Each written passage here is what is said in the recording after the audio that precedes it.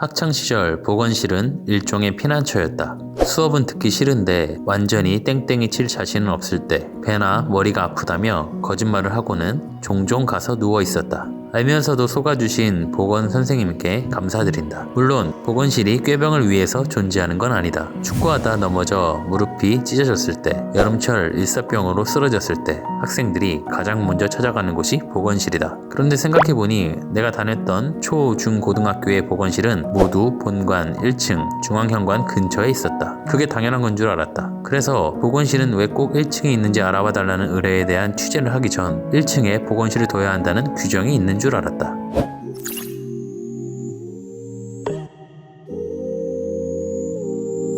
학교보건법 시행령 2조에 따르면 각 학교는 학생과 교직원의 응급처치가 신속히 이루어질 수 있도록 이용하기 쉽고 통풍과 채광이 잘 되는 장소에 보건실을 마련해야 한다. 면적은 66제곱미터 이상으로 교실 한 칸 정도다. 다만 학생 수 등을 고려해 학생과 교직원의 건강관리에 지장이 없는 범위에서 그 면적을 완화할 수 있다. 그랬다. 아무리 찾아봐도 1층에 둬야 한다는 법 규정은 없었다. 학교에서 자체적으로 위 조건에 맞는 장소에 보건실을 두면 된다. 실제 웬 커뮤니티나 영상에 달린 댓글을 봐도 2층이나 3층 등의 보건실이 있는 학교가 적지 않은 것 같다. 그럼에도 불구하고 1층에 보건실이 있는 학교가 좀 더 찾기 쉽다. 전체 초, 중, 고의 보건실 위치를 파악한 자료는 찾지 못했지만 초등학교 보건 기본 방향 및 보건 업무 분석 논문에 보면 전국 16개 시도 초등학교의 보건교사 749명을 대상으로 보건실의 위치를 물었는데 1층이 67.7%로 가장 많았고 2층이 27.8%, 3층이 4.5%로 뒤를 이었다.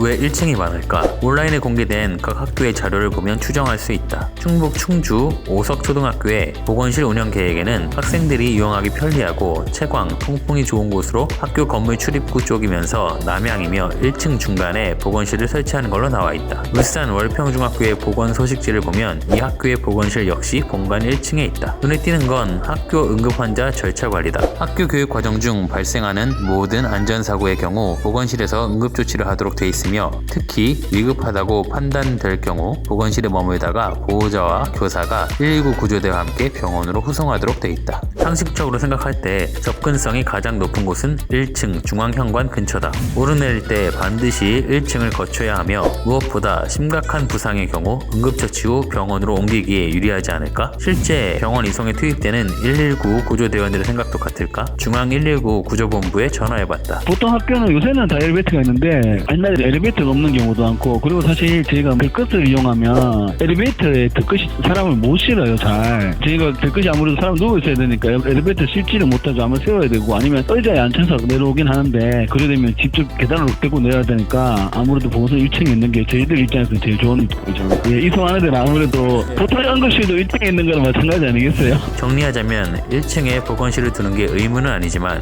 접근성이 좋고 응급환자 이송에 유리하기 때문에 많은 학교들이 1층에 보건실을 두는 거다. 당신도 취재를 의뢰하고 싶다면 댓글로 의뢰하시라. 유튜브 커뮤니티에 매주 업로드 일정과 영상 주제를 올리고 있으니 구독하고 보고 싶은 영상만 골라보는 걸 추천한다. 모두의 시간은 소중하니까. 지금은 마라톤에서 출발선 맨 앞과 맨 뒤에 서는 사람의 거리가 꽤 되는데 그 위치는 어떻게 정하는 건지 알아봐 달라는 의뢰가 들어와 취재 중이다. 구독하고 알람 설정하면 조만간 취재 결과가 올라올 거다.